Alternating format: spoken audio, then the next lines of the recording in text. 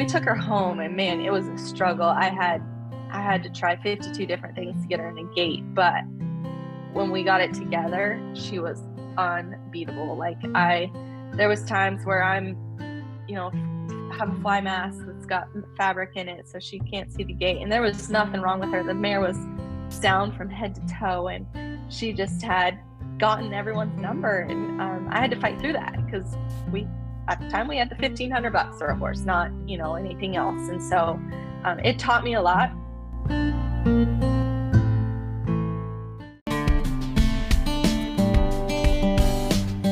Hey y'all, and welcome. You're listening to the Cowgirl Confessions podcast. I'm your host, Dakota Dawn Johnson, small town cowgirl with southern roots, blazing a trail as a Midwest ranch wife, mama, and businesswoman. The mission of Cowgirl Confessions is to share the wonderfully wild and western life stories of cowgirls from all walks of life. We'll talk about the highs, the lows, and everything in between when it comes to navigating careers, cowboys, kids, and cattle. Legendary cowgirl Dale Evans said it best: "Cowgirl is a pioneer spirit, a special brand of American courage." The cowgirl faces life head-on, lives by her own lights, and makes no excuses. Cowgirls take stands. They speak up. They defend the things they hold dear. A cowgirl might be a rancher, a barrel racer, a bull rider, or an actress, but she's just as likely to be a checker at the local Winn-Dixie, a full-time mother, a banker, an attorney, or an astronaut. If you're into wet saddle blankets, talks with God, buckets full of laughter, and the life lessons learned in the process, kick off your boots and settle in. I pray these stories encourage, empower, and give you just the leg up you need. Here's to embracing the cowgirl state of mind, no matter how wild and western life may get along the way. This episode is brought to you by Space Cowgirl Marketing and Media, a one-stop space station for all of your solopreneur needs. Whether you have a complete functioning business and want to consult on how to level up, or you have nothing but an idea sparked from that random drive home last week, Space Cowgirl has the knowledge and services to help you conquer even the most far-off realities. My friend Lauren of Space Cowgirl Marketing and Media has been instrumental in helping me launch my dreams that were sitting on Someday Island into actual reality. I encourage you, friend, to visit spacecowgirl.com to take your ideas to the next level.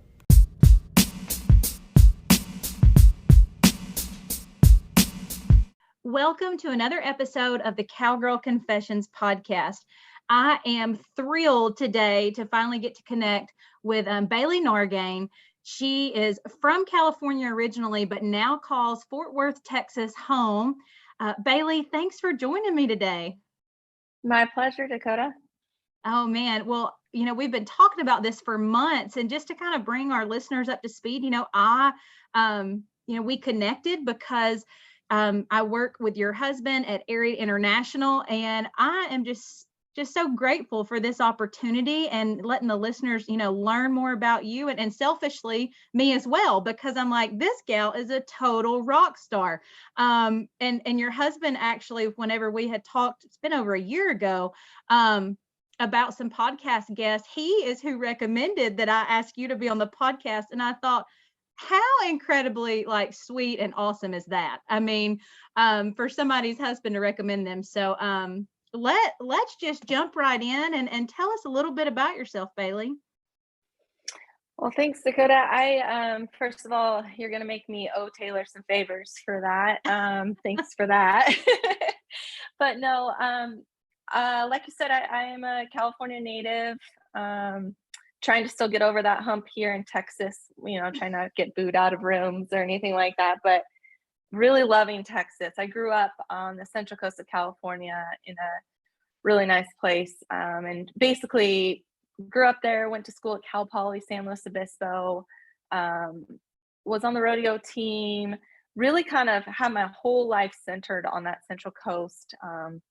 I was a bookworm, for lack of better terms, and my education had always come first, always just pushing. I knew I wanted to be smart and successful. I just didn't have a direction back then. So I just knew get the A's, get through school and kind of figure it out. And it's all led up to this point. So couple different career paths, and here I am in the Western industry. Well, let's talk a little bit, Bailey, about those different paths, because when we were visiting before we pushed record, it was so interesting how you shared what those paths look like, and what brought you really to this dream job that you have now. Absolutely. Well, my schooling started, I started Cal Poly double majoring in calculus and statistics, as interesting as that sounds. And I knew in my second year of that study, I got my first B in my life ever. And it about destroyed me. Like I had been I had put so much on my grades, and I was like, nope, this is not a good sign. I'm slipping. And basically my teacher told us at that point, 95% of you in this room are going to be teachers. 2% of you might go work for NASA, and the other 3 are going to get completely out of this industry. And I knew at that point, like, I'm out. I was at the time not a children person, not looking to become a teacher. And so I switched majors, which was a very difficult thing to do at Cal Poly, but I went into accounting and finance, and tried to graduate. I graduated Cal Poly a little early so I could go rodeo, and I had a job as a assistant to a controller for a petroleum company, and I had learned a lot while I was in college, but I decided to put that on hold. And my fiance at the time, Taylor, and I decided, let's try this rodeo thing out. We kind of in the back of our minds knew it wasn't going to be a lifestyle for us, but we wanted to throw our hat in the ring for a year and just see. We had the horsepower, we had the support, and so we tried it. That is the least glamorous thing in life, I can tell you that. If you think life's hard, put yourself on the rodeo trail. We went solid for about 6 months, not together, with different people, bouncing in rigs all over. And we said, okay, that's enough. So we came home and started our careers. I went to work for a winery in Paso Robles, Dow Winery, shout out, great wine, and did their books for them for a couple of years. It was from there I got scouted into the banking industry, and I became a credit analyst, working my way towards a loan officer. That was right up my alley with number crunching and precision and stuff like that. And it wasn't but a few years into my banking industry, my mom sat me down and was like, here's the deal. The family construction industry, my stepdad and her need help. They were growing a hand over fist. She was the controller at that time, doing payroll and all the books. And she's like, I know you love banking. I know it's your specialty, but I need you to make this move. And here's why. And so I made that move over to the construction company, and I was there for several years. I learned a lot. My mom ended up getting sick and having to step out of the company, so I assumed all the positions from payroll, tax prep, and it was a large company. At one point, we had almost 80 employees, so I was busy. I didn't have backup on that side, so I learned a lot. And so from that point, while we were running in the interim, we had a barrel racing association we had purchased in its 4th year of existence, called West Coast Barrel Racing. I was running that at nights, and most nights, by the time we, do dinner, put kids to bed, it was 10 o'clock. I'd go out to my little office. I would code points. I'd update memberships. I'd respond to people, update the calendar, get to bed, maybe 1 o'clock. And I was just burning the candle at both ends. And it kind of came to a point, we were 4 or 5 years into owning the association, and I'm like, I can't do this.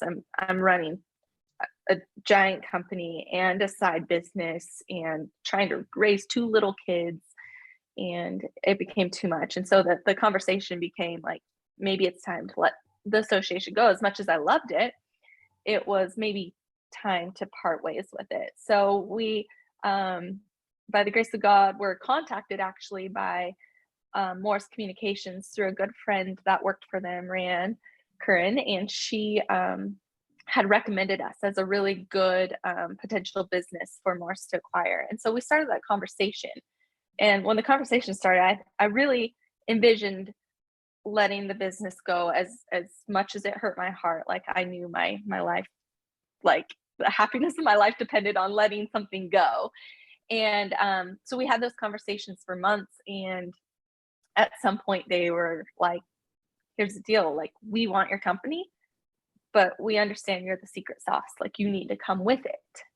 And of course my instinct was like, no, like my family's here, I'm helping the family, like I can't go with this company. And the more we sat and talked about it, you know, the more I prayed about it, thought, and like my husband, being the most supportive man in the world, was like, this is your chance. You love barrel racing, you can still crunch your numbers and you can do what you love and be passionate about it. Like, yeah, I loved crunching numbers, and I felt really good at it, the construction company, but at the end of the day, it was a construction company. And so he pushed me. He pushed me off the ledge, and I would have never gone there, and never in a million years would have thought I was going to be in this industry. But they gave me the option to move to Fort Worth and basically run the business that I had sold. So I still got to nurture my baby, and then assume the position over the entire National Barrel Horse Association, which is international in several different countries, and one of the largest in the US. So it was a whirlwind. I mean, I thought, you know, I went from rodeo junkie to in the career path that I never dreamt possible. So oh my gosh, I have like goosebumps, just like, and then recognizing, you know, at MCC event, like at Morse Communications, they recognized that you were the secret sauce. And I mean, what an awesome feeling that must have been. Yeah, it was wild. At the time, the lady running NBHA was of retirement age, and they were looking for options to replace her. And those two things didn't go hand in hand at the time, but the conversations I was having with them, you know, they didn't know me from Adam when they called about our association. I very well could have been the secretary answering the phones. But it was eye-opening. The conversations I had with my now boss, her name's Tina. She, I've had some amazing bosses, amazing. Like I've been so blessed. I can count all of them as being just stepping stones in my success path. But Tina, my goodness. So at the time of walking through this acquisition, I was losing my mom.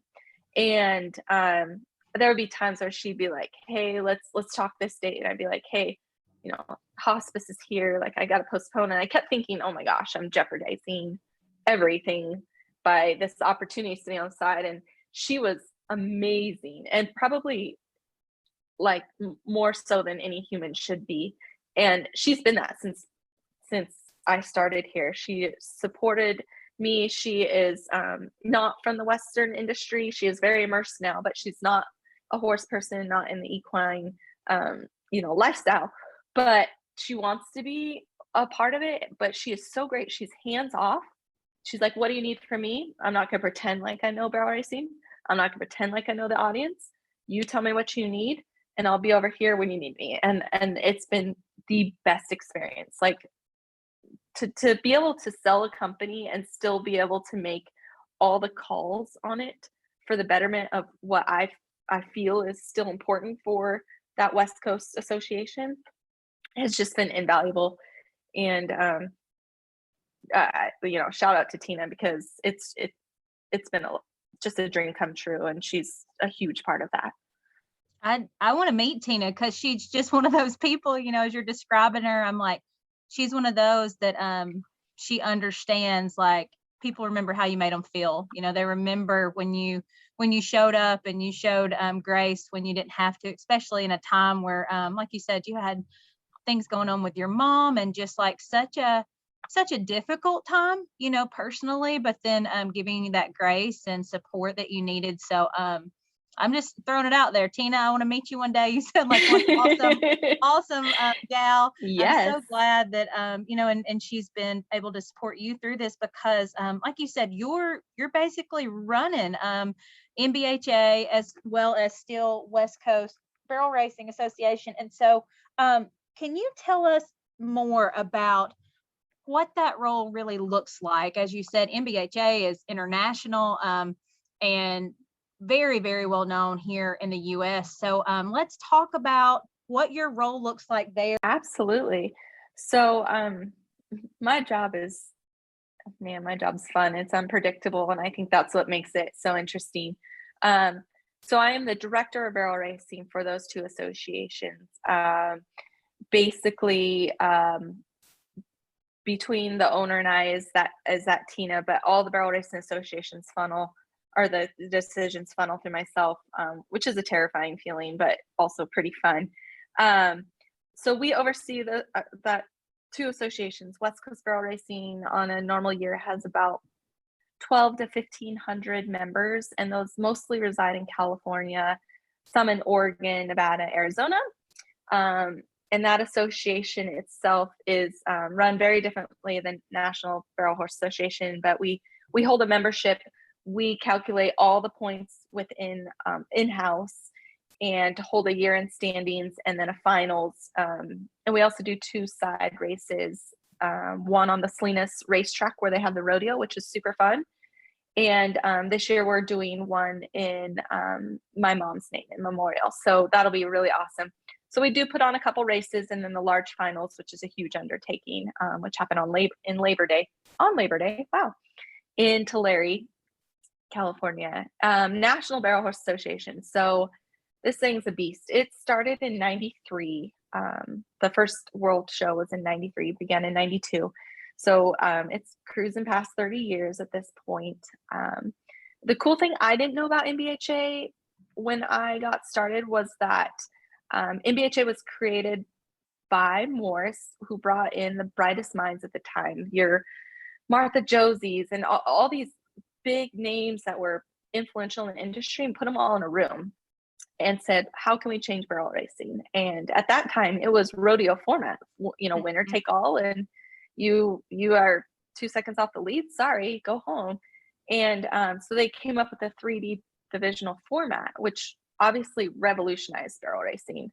So it's a really cool claim to fame that they have. And the 3D went on to be the 4 division, the 4D and the 5D and so on. But that's a really cool part of NBHA's history that I think is just just monumental to the industry, and that I feel really blessed to be a part of it. We have anywhere between 15 and 20,000 members at any given time. Managing that membership database is a full-time gig. We have a great membership coordinator, Christina, shout out. I have an awesome team. I have a membership or an event coordinator, Stephanie Hoffman, and support staff, Sydney Pittman. So those 3 girls right there are my core staff. We put on super shows throughout the year, usually about 10 of them. We put on a show in Syracuse, New York, Jacksonville, Florida, Gifford, Illinois. Like we bounce all over this US. We're about to have a show in Las Vegas, Nevada in June. We've sold 1,000 stalls. So we get pretty hefty with some of these races, and it's an undertaking in itself just to put those shows on. But these NBHA districts nationwide have just a district feel where they have a director and they compete within their own few counties, and they go on to qualify for their state finals and our world shows. And we have 2 world shows, one for 18 and under, and then one for open ages. So those are our big beasts. Last year I had 2,020 entries in the youth world alone, and we had to run them 3 rounds. So we ran barrels for 7 days straight in 2 arenas from sun up to sundown. Meanwhile, trying to entertain with water slides and parades and all the things to keep, 2,000 18 and unders busy and out of trouble. So, some days I'm, helping with stall assignments. Other days I'm making monumental decisions on the direction of the association. And other days I'm, doing the in the trenches thing, because that's where I came from. I came from in the trenches, coding points and, troubleshooting every little membership debacle to now being leading these associations. I still like to be in the trenches. So you aren't going to find me avoiding that. So there's sometimes I just giggle because we, like our last show, we had a vendor that was upset that there was horse poop in front of their, in front of their vendor booth. And so we all just giggled. We're like, we'll get it. Another gal on our team went and got it from our social media team, but like, we didn't mind grabbing a pitchfork and cleaning up the poop. Like that's just part of the gig. And I think that's what just makes this job so amazing is you don't know what your day is going to bring. Have no idea when you get to work. But how, just your background, your upbringing, like you're such an asset because like you said, you've got to be able to do a lot of different things. And that's what makes, any job, I feel like it never gets mundane whenever you've got, things moving and constantly changing. You were like taking me down memory lane when you were talking about like when the 3D system came into play. Cause I'm like, I remember that. Like, I remember being a little girl and it going from,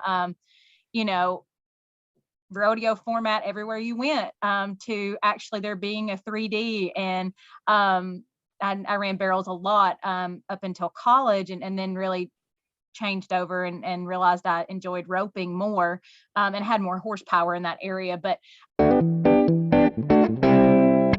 have you ever had an experience that was so rich and blessed your life in such a way that you just couldn't keep that goodness to yourself?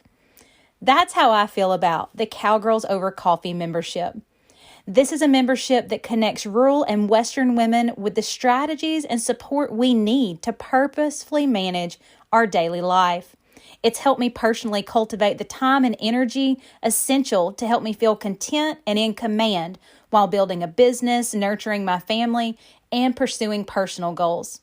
You can find out more at cowgirlsovercoffee.com. We talked about how you grew up in this industry, but we have not talked about your horsepower yet. So let's go there. Yeah. So we grew up a pretty modest lifestyle. My dad, when I was little, maybe kindergarten, had a family business and walked away from it. He felt for the sake of the relationships of the family and stuff, he walked away from it without a backup plan, and by the grace of God was given the coolest backup plan. He became a helicopter pilot in the ag industry, so crop dusting, and that led him for really early mornings and completing midday. He would do a lot of like frost control and pesticides, and so my mom was like the rock star when it came to having to take us on the weekends and stuff like that. So my mom was like a collector of like all things that you probably shouldn't purchase horse-wise. Like, oh, they bucked this girl off and they hurt her and it won't go in the gate. She was like, perfect, put it in my trailer, we'll fix it. And I remember her buying me a $1,500 horse one point, and we showed up and she had her tail cut off at the docked at the tailbone, like the ugliest little thing you've ever seen. Giant thoroughbred, long shoulders, like she just a pot belly she'd been turned out. And I just thought, Mom, what have you gotten us into? Like I'm seeing all my friends riding really nice horses that maybe were like cutting rejects and stuff like that. And it was interesting. This mare had already been through a handful of people, and she had a nickname that was probably not something I can say on air. And we took her home, and man, it was a struggle. I had to try 52 different things to get her in the gate, but when we got it together, she was unbeatable. Like there was times where I'm, have a fly mask that's got fabric in it so she can't see the gate, and there was nothing wrong with her. The mare was sound from head to toe, and she just had gotten everyone's number. And I had to fight through that because at the time we had the $1,500 for a horse, not, anything else. And so it taught me a lot. I probably don't have the best horsemanship because I had to you know, put forth these random efforts to make these like what people thought were dinks work. But I sure learned a whole lot. And so that mare, her name was Starfell. We just actually sent her on to greener pasture just the other day. She was 30 years old, and that mare took me through high school. And if I could get her in the gate, she could not be beat. And it was just a special bond between her and I, because I don't think there's another soul in the world that would have given her as much opportunity to fight the gate as much as we did. And trust me, I threw my talent a million times, and my mom's like, "You want to eat dinner? Go Yep. try again." Yeah, so we had Starfell. We had a couple of great horses given to us growing up, learning to break away and goats and stuff like that. But Starfell kind of started my career, or my passion for barrel racing, where I got a little taste of the top. And I was finishing up high school. My mom had found this horse on Barrel Horse World, and he was a jumper who had just started dabbling in barrel racing. In the picture, he was wearing like all the bright neon like colors, and just a very different lifestyle, or just different vibe than we were used to. And his picture turning the barrel was like, "Mom, I don't know if this is gonna work." And she's like, "No, I've heard he's clocked this one time." And I'm like, "Mom, he's a jumper." Like, okay. So we went down to try this horse like down in LA, and it went terrible. Like he took the bit and like tried to run off, and we get in the car. My mom's like, "What do you think?" And I'm like, "No." Like, no. And she's like, I have a gut feeling like I'm gonna figure it out. And she called the lady that day, and we had already traveled, and she called her like, "We're coming back, we're getting that horse." And it was a year of hell. His name was Spy. And for a year I hit barrels so hard, and I'm not kidding you, Dakota, I would hit barrels so hard they would hit the fence. They would tumble and hit the fence, and I would be mortified. There'd be times where I would make the pattern after I hit a couple barrels. I'd come across the line, and he wouldn't stop, and we would just circle the pin like until he decided it was time to stop. Like, he had no brakes to him when he didn't want to. The horse was broke beyond broke, but he just had a mind of his own. And so but man, when that 1 year mark hit, it was insane. He broke arena records. He would still pile drive a barrel out of the arena, but if he didn't, and we snuck by him, he was awesome. He would drop his shoulder so hard to the first barrel that I actually, the way I started winning is I would go into the arena if it was allowed in PRCA. I would tell them, "Hey, give me the fine. I know it's coming." I would go into the gate, and I would take a hard right. I would go to the far corner of the arena out, I was on the outside of the eyes, and I would run as hard as I could diagonally across the arena, almost towards the second barrel. And then he would hit a point in the arena, and he would drop his shoulder back to the right. And we just got far enough out of the way that by the time he dropped into that barrel, it was smoking fast. And it was the most unorthodox way. But he led me to my most winnings, my greatest memories, my worst memories. He was a rock star, and from there he led us to another horse named Angel, and those Angel and Spy just shaped me, all thanks to my mom, all thanks to gut feelings. My mom, people would call my mom and be like, "Can you use your gut feeling over here, because we need help?" And people would really ask her like, "What do you think about this horse?" And it could be the nicest horse for the most affordable money, and she'd be like, "My gut's just not there." And it turned out you had issues or something. She was really good at that, just really listening to instinct. And Spy and Angel were huge. I did not have huge success in high school, I had good runs, but I would either not make it into the arena or had an abscess or something that kept me, I thought, from getting to where I wanted to be.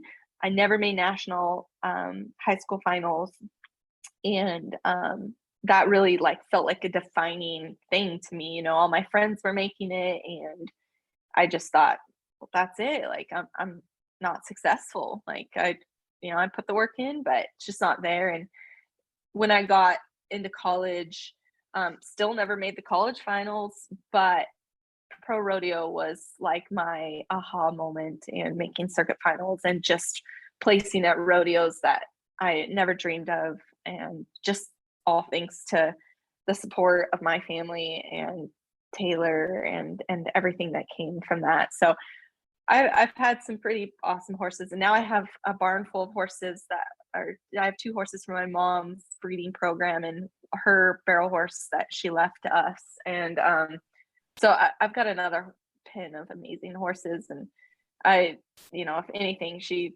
left me some pretty cool horse flesh, and I'm pretty blessed. So I might not be a full-time Betty barrel racer right now, but I will be someday. And I really have nobody to thank but my support system.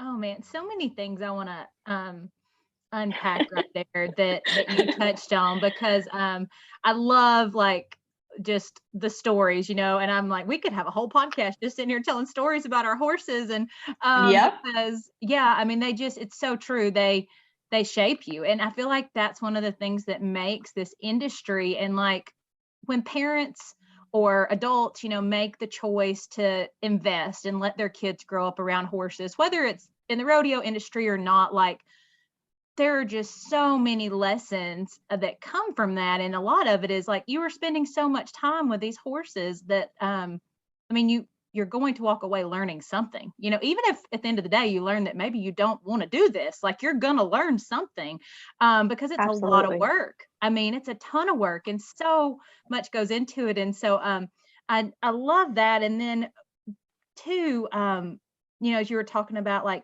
your mom, leaving you with these really, nice horses. I mean, you've got two kids, like you mentioned earlier, and I've seen some of the runs that, y'all posted of your daughter Blake making, and oh my goodness, like, tell us about that and what it's like being able to watch your daughter have a love for something that you're getting to share with her, that bond that you and your mom share. Yeah, I'll back the story up slightly. So Blake is about to turn 8, and Bolt is about to turn 5. They're Spitfires, but from the day Blake was born, my mom swore up and down that she would make sure Blake was on the nicest horses. And I'm like, hey, like, where was that when I was young? And she had already started a breeding program and such like that. But this horse came into my mom's life. His name's Dusty. And don't bring his name up around my husband, because man, he's got a love-hate relationship with this horse.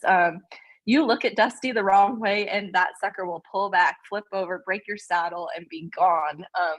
He is everything in a horse you would never want. He's ear shy. He flips over. He's a hard keeper. He like rubs just everything about him. You're just like, ugh. My mom acquired this horse when Blake was pretty little, and the horse himself, when you're on him and on his back, is just a gem. That's the only thing that has kept him from, packing down the road. And she kept saying, Dusty's going to be Blake someday. And my husband and I are looking at each other, like rolling our eyes, like, we are not putting our kid on that thing. Like, he might be good. She kept saying, no, he's going to be her someday, and they're going to do great things. And my mom was doing great things on him. And at the time she wasn't sick. So we never thought, he wasn't young by any means. So we never thought the two would be connected.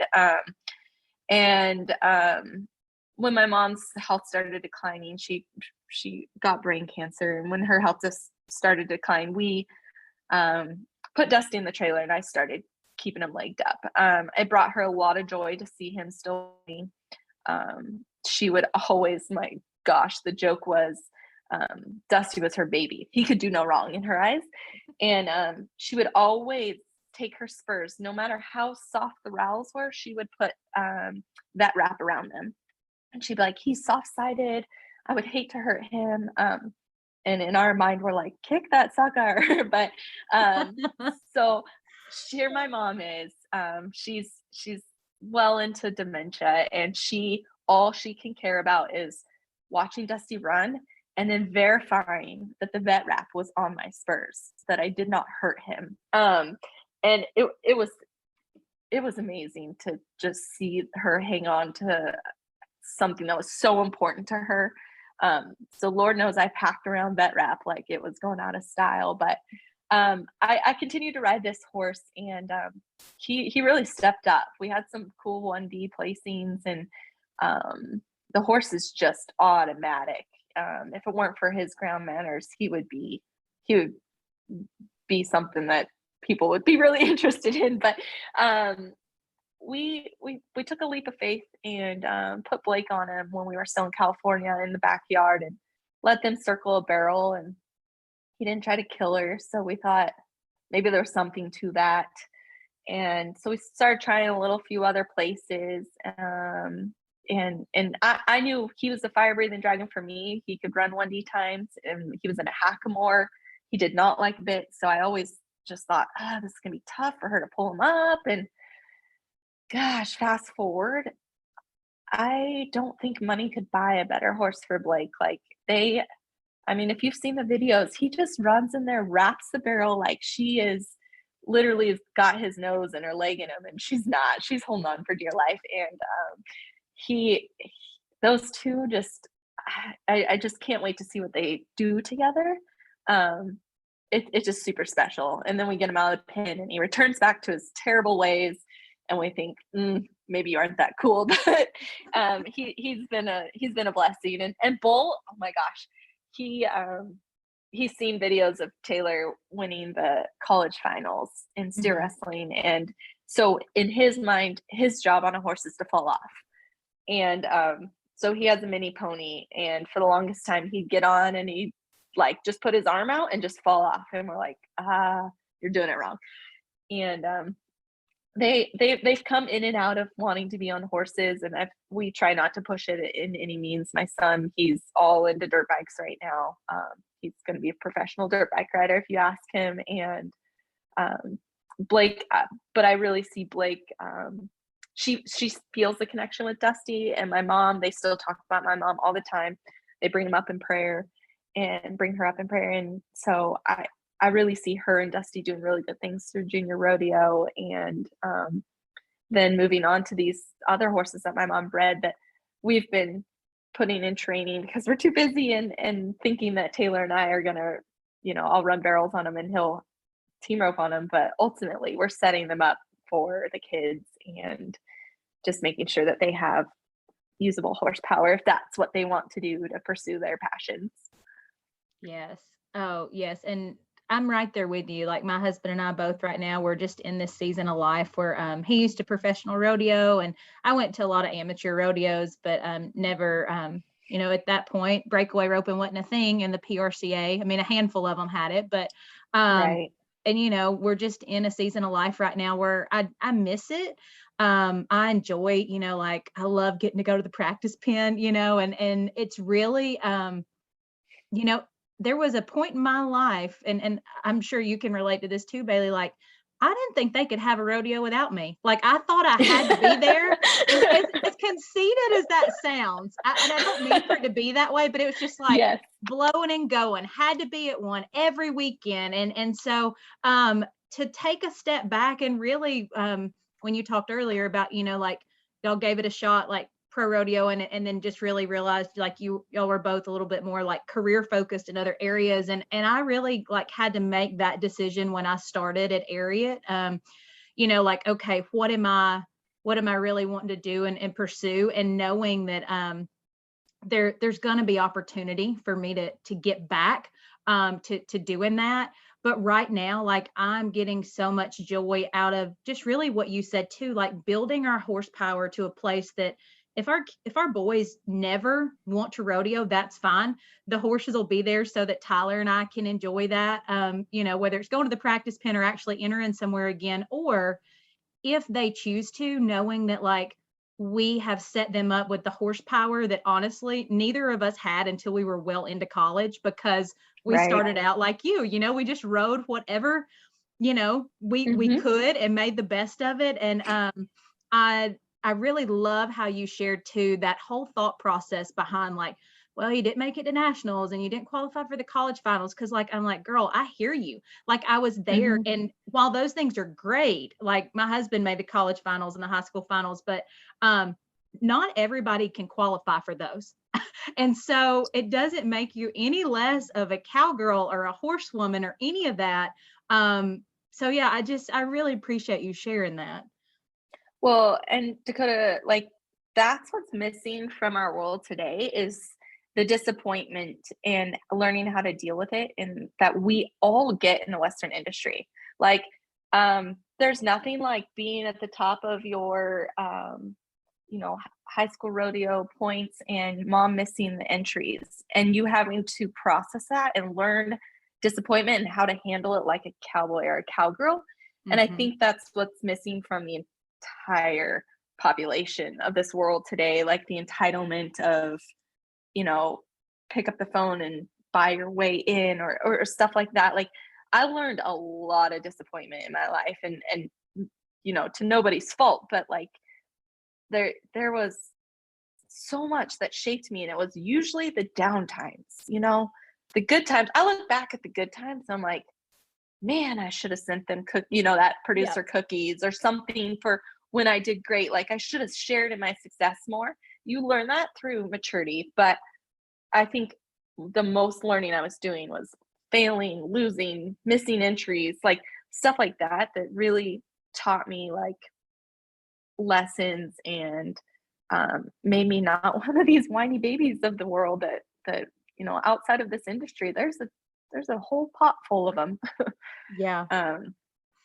And we try to do that with our kids. We really tried to lean into letting them fall and not putting them in bubble wrap, and making sure that they understand consequences and chores and everything like that. I mean, it's instinctual to want to give your kids the best and hand it to them, but Taylor and I are going to be the first ones to rip it out from underneath them when they don't deserve it. And I think that's really important in parenting. And man, my mom and dad were real good at it. And I had really great role models. And from the stories I hear from my in-laws, it sounds like they were pretty awesome at it too for Taylor and his siblings. So I'm going to try my best to, emulate that and continue. Well, it seems like, y'all definitely are already doing that. And I just love the partnership that you guys share. It's so encouraging to see other people that are, like working hard, raising kids, trying to, just do the best you can, like showing up and being a good human. Like it sounds like it should be pretty simple, but there's a lot of moving parts. I mean, you and Taylor, like you both have traveled with your jobs, like just because I feel like sometimes people see, titles like what you have with your job. And, Taylor's got an incredible position at Ariat. And none of that comes without sacrifice, though. Like you said, you've worked really hard over the years to get to where you're at now. And I just think it's so great because you are so humble and willing to share your story of like, this is how I got here. Like it wasn't served up on a silver platter. Like this took a lot of work. It did. And honestly, I think being vulnerable and I've learned so much from listening to some of your podcasts and other podcasts. Like my favorite ones are hearing the backside of the real, the story that's portrayed on social media. Like, I might put up a run and be positive, but I've shared this off air with you. My inner voice is, always been a very negative, self-doubting inner voice. And I've struggled with that my whole life. I'll be the first one to tell myself I can't do it when there are 14 people that love me, surrounding me, pushing me. I still am sitting there just doubting. And my faith is super strong. And for some reason, I still fall back on like, I can't do it. And I put all that pressure just on me individually, not on my foundation and my support. And so I think that's super important to share. I mean, between my commute in the morning and going to work and getting home, I'm gone 11 hours in my day. And like mom guilt is also a very real thing. Yep. I drop, yep, I put one kid in school, I drop the other off at a daycare. My daughter goes to that daycare after school, and I usually get them around 6 o'clock. And man, mom guilt kills me. You know, we always say like we're doing this to better their life, which is true, but at the same time, you know, money and things are never going to replace love and affection, and that they get plenty of that. But I go through these seasons of mom guilt and just not feeling the greatest. And I think it's really important for people to hear that, because too often we're blindsided by the glitz and glam of Instagram and, you know, all the filters on life that kind of hide the real thing. But you know, and the thing with us in Western industry, I'm sure you can attest to this, but mom guilt's a real thing, because usually we are got, you know, 42 irons in the fire. And then when I feel like I'm killing it on being a mom, I have horse guilt. I'm like, my horses are sitting. Oh my gosh, they haven't been ridden. Like, so double whammy on the guilt. Like, it just kind of, when you feel like, okay, I got my horse in shape, you know, I should go. And you're like, I should spend a weekend at home. It's a balance, and not one that you can kill all the time. Like, it's a continual moving target. And I struggle with it. It's something that I'm continually working on and conscious of all the time. And if anyone knows me, that they know some of those struggles. So I just hope it's encouraging to others to see, like, you know, it's not all sunshine and rainbows. It's hard work and some struggles, and it just makes the good times that much better. There's been times in my position where, you know, I did it at the Youth Worlds, the 2,000 inches, the largest youth world that they've ever had in the 30 years of NBHA. And at one point, I just went to the top of the bleachers. There was nobody in the section. I went to the top of the bleachers. I just sat down, took a deep breath, and looked around. And I was like, wow, like, we did this. Like, my husband did this. My husband pushed me to be here. I'm here. I built the team from scratch. When they hired me, they let go of everybody. I had to build the team from scratch. And like, I just felt so much pride and like just blessings from heaven at that point, just to be like, okay, I might have just been yelled at by a drunk mom because her daughter didn't get the award she thought she was getting. But push all that aside, like, this is a huge accomplishment. So it's just been, I can't tell you what the last 2 years have done for me, like growth.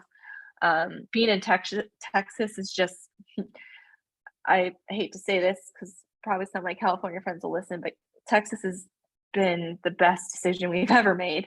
You know, I love the people I left behind in California, but that state is just struggling, man.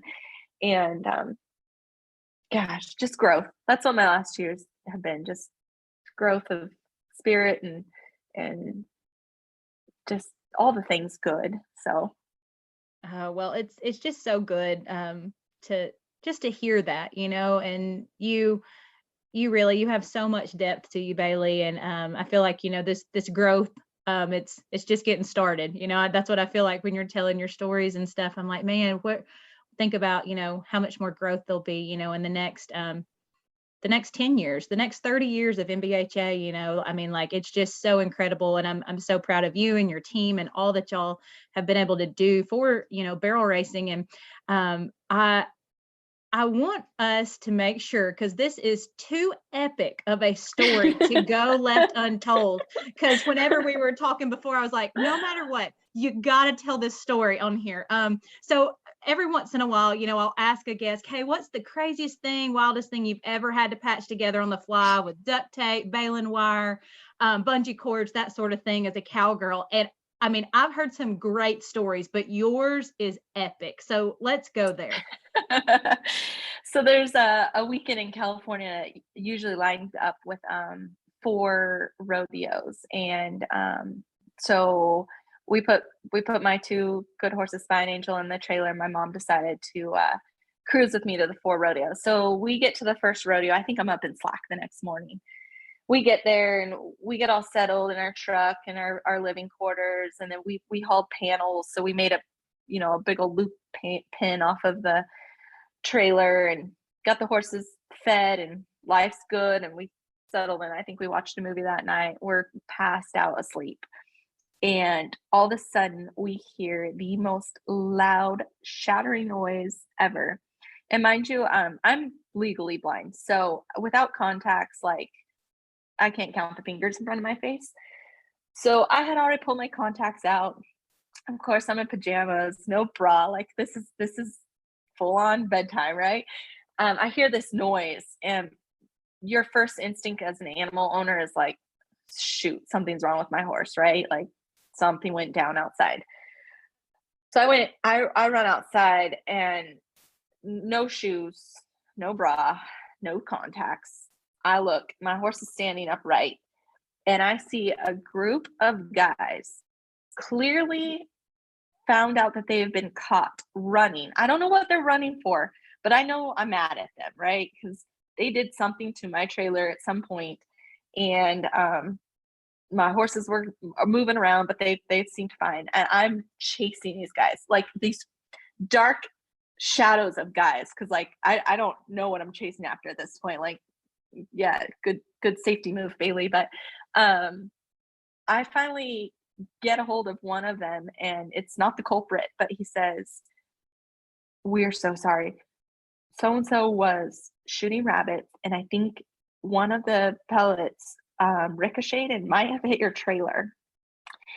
So I get back to my trailer, and sure enough, they had shot out the 4-foot dinette window of my trailer. Oh, Gone, shattered, gone. And mind you, we are like embarking on like almost a 2,000-mile trip of 4 rodeos up and down the state of California. And I lost my mind, because part of me was like, if it was strong enough to push out a window of my trailer, imagine what it would have done to my horse's eye, or Lord knows, my horse is being 5 feet from that window. So my mom and I literally tape up a sheet for that night. It was luckily California and great weather.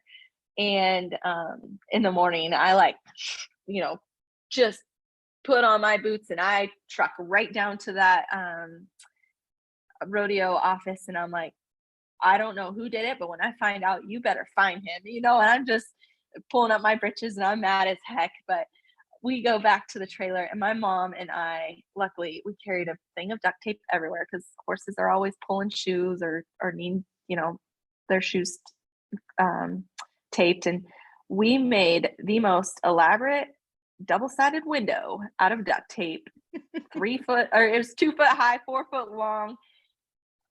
We looked so redneck. We pulled into 3 more rodeos that weekend. People were honking at us on the freeway, like, your window. I'm like, yeah, we know. It was terrible. We went to one rodeo right after that, and it was so cold. And of course, we had like some older trailer that the window size was, not common. So we did a few rodeos with the duct tape window. And it's funny now. It's funny now. I was mad and terrified then, and I just laughed, because if someone had an iPhone back then and was filming me just running shoeless and not even a clue of where I was going, I mean, I could have been running through anything I couldn't see. It would have been a sight for sore eyes. So the rodeo committee, or the PRC, actually stepped up and did something about it, because of the slight danger that they put out there. So I was pretty proud of them. Never got my apology from the guy, but it's okay. I forgive. Oh my gosh, I'm so glad nobody was hurt. But like, when you were telling me that story earlier, I was like, this is epic. I mean, a duct tape, trailer window. I was like, yep, that's got Cowgirl state of mind all over it right there. Absolutely. And, yeah, absolutely does. And so, well, Bailey, I have so enjoyed getting to visit with you today. And before we wrap this up, I ask everybody, what does the Cowgirl state of mind mean to you? That's why I started this podcast, just really sharing that concept with women from all walks of life, from women in all walks of, different walks of life. So what does that phrase mean to you? I had some time to think on this, Dakota, and a few things came to mind, some a little more important than others, but Cowgirl state of mind is putting your family and your faith first. It's living your life with integrity and honesty. I think that's so important, and something that Cowgirl state of mind trumps over, like we talked about, the rest of the world that doesn't have that. But I think the most important thing is being a voice, not an echo. And if that voice is, sharing your faith, sharing your beliefs, sharing, when you don't think things are right, that's when change is made. And I think being the voice and not an echo is probably the thing I'm going to hold on most to with Cowgirl state of mind, because we know some outspoken cowgirls, and they usually are the ones that shape the world. I mean, look at, like you said, breakaway roping. That didn't happen by chance. That took some voices. And I think, to me, that's what makes us different. And I'll use my voice to share my faith in God, and try to always encourage others, and just really try to be a good human. I know it's in our nature to sometimes not be, but just trying so hard to make the right steps when I can. And so that, to me, is Cowgirl state of mind. I love that, Bailey. So genuine and heartfelt. And you're right. I mean, that's using your voice, and that's how change happens. And Cowgirls, we're here to make some changes, to shake things up. So, well, it's just been such a gift to get to visit with you today. Thank you again, and just wishing you the best and all that is in front of you, friend.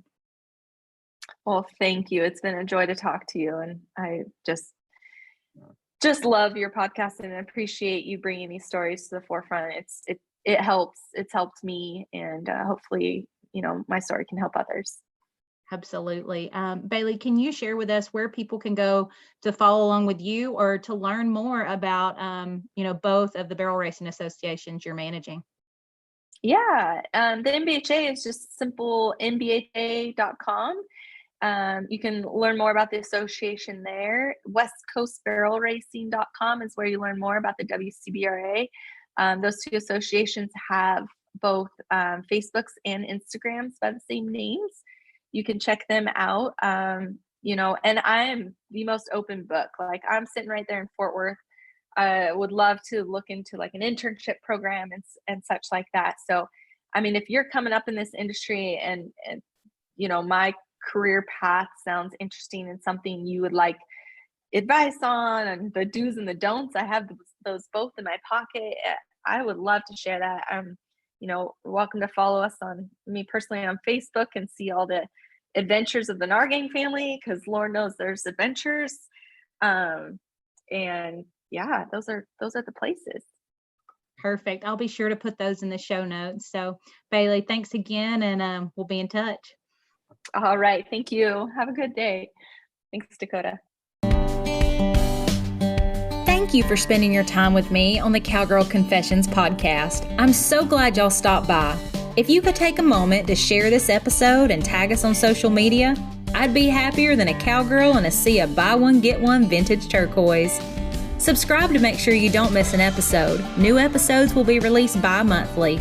Please leave us a review if you feel so led by going to iTunes. Your feedback will really help us breed the idea of grabbing life by the horns with a cowgirl state of mind into women across the globe. Some that may have never even had the privilege to throw their leg over a horse, but could most certainly use the cowgirl state of mind while navigating life. Thanks again, y'all. Until next time, keep pursuing your dreams with that all go and no woe mentality. Remember, you're writing a story that's worth saddling up for, sister.